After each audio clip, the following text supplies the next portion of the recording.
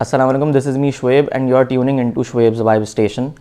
आज की जो हमारी पॉडकास्ट है वो बहुत ख़ास है क्योंकि हम लोग बात करने जा रहे हैं कार्डियोवैस्कुलर डिजीज़ के ऊपर, यानी कि दिल के जितने भी अमराज हैं उससे रिलेटेड हम लोग डिस्कस करेंगे। और इसी सब को डिस्कस करने के लिए हमने दावत दी है कराची के बहुत मशहूर interventional cardiologist doctor Asadullah Bugti को। अस्सलाम वालेकुम सर, कैसे हैं आप? जी वालेकुम सलाम। सर हमें थोड़ा सा आप सबसे पहले स्टार्टिंग से स्टार्ट करते हैं ताकि आम आवाम को जो है वो सीखने को मिले। तो सबसे पहले आप हमें ये बताएं कि दिल जो है वो काम क्या करता है, मतलब उसका बेसिक फंक्शन क्या है, ताकि सबको पता है कि पंप एज अ पंप के तौर पर काम करता है, लेकिन आप जो है वो थोड़ा सा सही से गाइड अगर हम कर सकें। शुएब, ये बहुत अच्छा और एक बेसिक सवाल है।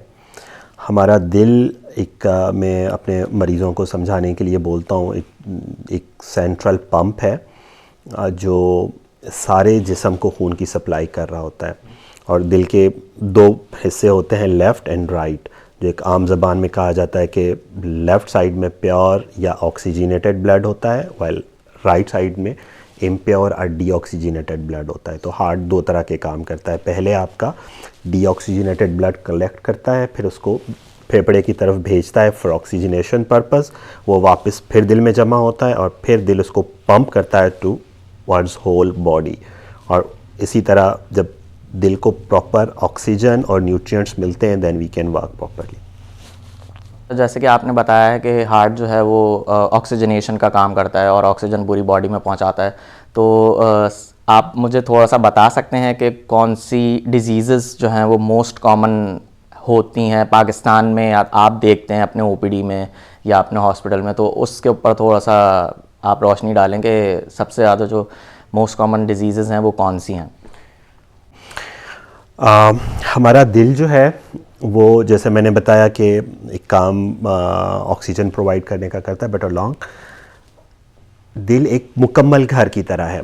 उसको समझना आसान हो जाएगा कि उसमें जैसे एक घर होता है, उसमें कमरे होते हैं, दरवाजे होते हैं, एक इलेक्ट्रिकल सप्लाई होता है, एक वाटर सप्लाई होता है। जैसे घर बनाते हैं ये चारों चीज़ें होती हैं, तो हमारे दिल के अंदर भी ये चारों चीज़ें होती हैं।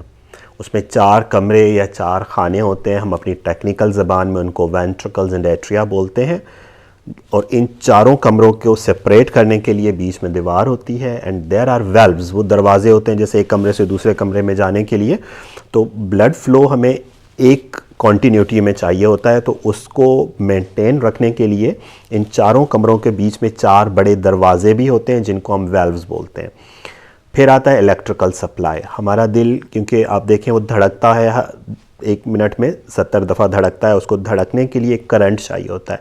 तो उसको करंट प्रोवाइड करने के लिए एक पूरी इलेक्ट्रिकल सप्लाई होती है हार्ट की। 4th thing is blood supply, क्योंकि दिल का काम है सारे जिस्म को सप्लाई देना और दिल को ख़ुद को भी खून चाहिए होता है टू वर्क। और जो वेसल्स, जो शरियानें दिल को सप्लाई ब्लड करती हैं, उनको हम कोरोनरी ब्लड वेसल्स कहते हैं। अब ये जो चारों चीज़ें हैं, इन चारों चीज़ों की बीमारियां हो सकती हैं अगर दिल के वेल्व्स में कोई ख़राबी आ जाए। वेल्व तंग भी हो सकते हैं, लीक भी कर सकते हैं। We call valvular heart disease. दिल की इलेक्ट्रिकल सिस्टम में ख़राबी आ सकती है, वी कॉल एरिथमियाज और हार्ट ब्लॉक्स। दिल की साख्त में जो मैंने कमरे बताए उनके अंदर कोई प्रॉब्लम आ सकती है, जैसे हम ASD VSD कहते हैं। फाइनल चीज़, दिल की जो ब्लड सप्लाई है, जो शरियानें दिल को खून सप्लाई कर रही होती हैं, वो सप्लाई रुक जाए या ब्लॉक हो जाए, जिसको हम कोरोनरी एथेरोस्क्लेरोटिक डिजीज़ बोलते हैं अपनी टेक्निकल ज़बान में। और जो बहुत कॉमन डिजीज़ है, ज़्यादातर मरीज़ जो होते हैं वो इस बीमारी के होते हैं। We call it coronary atherosclerotic disease. उसमें होता यह है कि वो शरियानें जो दिल को खून फराहम कर रही हैं, उन शरियानों के अंदर ब्लॉकेज का प्रोसेस होता है और दिल को प्रॉपर सप्लाई नहीं मिल सकता। और अगर दिल को प्रॉपर सप्लाई नहीं पहुंचेगी तो दिल का काम मुतासिर होता है और दर्द और फिर दूसरी चीज़ें उससे होती हैं। तो आप मुझे बताएं कि ज़्यादातर मेल्स इससे अफेक्टेड होते हैं, जैसे आपने जो डिजीज़ बताई हैं, कोरोनरी आर्टरी डिजीज़ आपने बताई है, तो उससे मेल्स ज़्यादा अफेक्टेड होते हैं या फिर फीमेल्स? जो कोरोनरी आर्टरी डिजीज़ है, जिसको हम कोरोनरी एथेरोस्क्लेरोटिक डिजीज़ प्रोसेस कहते हैं, वो यूजुअली मर्दों में ज़्यादा कॉमन होती है। औरतों में 50 साल के बाद तकरीबन रिस्क बराबर हो जाती है जितनी मर्दों में होती है। सिम्टम्स क्या होते हैं इस बीमारी के, मतलब फर्स्ट जो साइन आता है या जिसको हम बोलते हैं कि अलामत हैं, तो वो क्या होंगी? ओके, एथेरोस्क्लेरोटिक जो प्रोसेस है उसमें अलामात उस वक़्त तक ज़ाहिर नहीं होती जब ब्लॉकेज 50-60% से ऊपर ना चली जाए। तो इसीलिए हमें अलामात का वेट नहीं करना चाहिए कि जब अलामात हों फिर हम उसके इलाज पे जाएं, क्योंकि ये डिज़ीज़ प्रोसेस बहुत अर्ली स्टार्ट होता है और ये प्रोग्रेसिव स्लोली बढ़ता है ब्लॉकेज का प्रोसेस। अगर हम उस प्रोसेस को जितना जल्दी रोक लेंगे, बढ़ने नहीं देंगे, वो उतना बेनिफिशियल होता है। मगर जब ये इतना बढ़ चुका है कि अलामात की हद पे आ जाए तो उसकी जो मोस्ट कॉमन अलामात होती हैं, सीने में दर्द होता है। और वो सीने में दर्द, कुछ लोगों को गलतफहमी यह होती है कि लेफ़्ट साइड पे हार्ट है, तो अगर लेफ़्ट साइड पे दर्द होता है तो ये दिल का है। तो दिल का दर्द जो है वो डायरेक्ट पेन नहीं, रेफर्ड पेन होता है। रेफर्ड का मतलब ये कि उसी जगह पे लाजमी नहीं है, किसी और जगह पे हो सकता है। तो आम समझने के लिए कि आपका नाफ से लेके जो आपकी जॉ है, जॉ लाइन पूरी, जो लोअर जॉ लाइन है, तो इसमें आपका दोनों शोल्डर्स आ गए, अपर चेस्ट आ गई, अपर एब्डोमेन आ गया, जॉ, नेक, ये सब एरियाज़ आ गए। इन सब एरियाज़ में कहीं पे भी दर्द होना, डिस्कम्फर्ट होना, बेचैनी होना, स्पेशली जब आप एक्सर्शन कर रहे हैं, कोई मेहनत का काम कर रहे हैं, सीढ़ी चढ़ रहे हैं, तेज़ चल रहे हैं, उस दौरान किसी भी तरह की डिस्कम्फर्ट इस जगह से इस जगह तक और वो रिकरेंट हो रही है, तो वो दिल की वजह से हो रही है। आपने अभी कोरोनरी आर्टरी डिजीज़ का बताया, तो अब ये आप बता सकते हैं कि हार्ट फेलियर और हार्ट अटैक ये क्या चीज़ है, इसमें क्या डिफरेंस होता है? क्या ये कोरोनरी आर्टरी डिजीज़ से अलग चीज़ है? हार्ट अटैक हम उसको बोलते हैं कि जैसे हमने एथेरोस्क्लेरोटिक प्रोसेस की बात की कि आपकी दिल की शरीयान स्लोली ब्लॉक होना शुरू होती है। जब वो सडनली एकदम से 100% बंद हो जाए तो उसको बोलते हैं हार्ट अटैक। क्योंकि अगर खून की शरीयान 100% बंद हो जाएगी तो दिल का वो हिस्सा जिस हिस्से को वो खून की शरीयान खून फराहम कर रही थी, खून नहीं पहुंच पाएगा।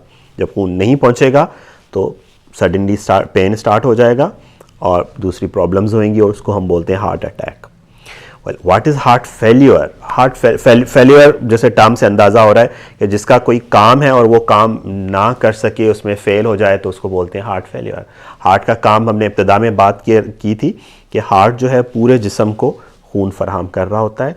अगर हार्ट किसी वजह से अपना काम नहीं कर पा रहा, पूरे जिस्म को खून फराहम नहीं कर पा रहा, उसका फंक्शन, उसका पंप, उसको हम नापते हैं अपनी टेक्निकल ज़बान में, वी कॉल इजेक्शन फ्रैक्शन, कि वो कितना उसका खून का फ्रैक्शन है जो पूरे जिस्म तक पहुंच रहा है, वो अगर कम हो जाए तो we call that heart failure, कि हार्ट अब अपना काम नहीं कर पा रहा। अगर वो 60% खून उसको निकालना चाहिए तो वो 60% से कम हो के अगर 50%, 40%, 30%, 20% किसी भी नंबर पे आ जाएगा तो we call that heart failure.